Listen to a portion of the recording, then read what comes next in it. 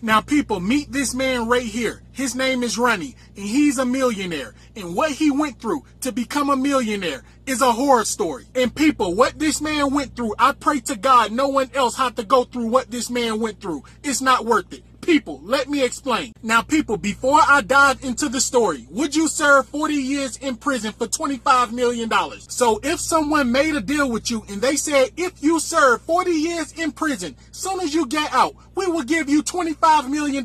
It will be deposited into your bank account. People, what would you do? I want your honest opinion. Do you feel like $25 million is worth 40 years of your life? Well, people, this man right here, Ronnie Long, served 40 years in prison because a woman lied on him and she said he raped her. So on October the 1st in 1976, Ronnie Long was only 21 years old and he was accused of raping a white woman. Now, the woman that accused Ronnie Long of raping her name was Sarah Bose. She said he broke into her house and he SA'd her. So when law enforcement asked Sarah in 1976 who raped her, she described the man as a light-colored black man. So law enforcement then showed Sarah several different pictures of black men. She could not identify anyone. So when Sarah could not identify the man that raped her, law enforcement had her sit in the courtroom to see if she recognized the man that raped her. And that's where she pointed out Ronnie Long. People, when Sarah told law enforcement Ronnie Long was the man that raped her, he was in court on a trespassing charge that was later dropped. And people, true story, in 1976,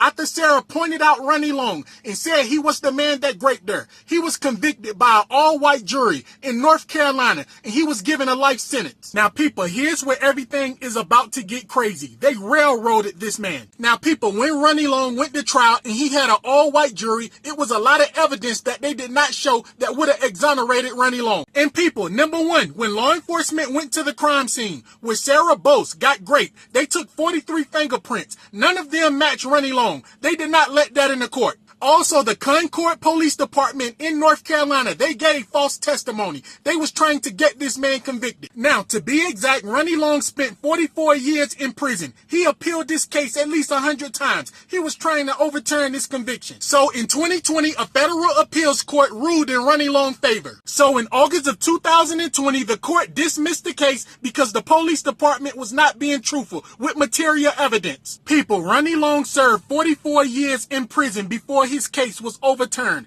When he got out of prison, he was 64 years old. So with the blessing of God, when Ronnie Long got out of prison, he received the second largest wrongful conviction settlement in history. He received $25 million.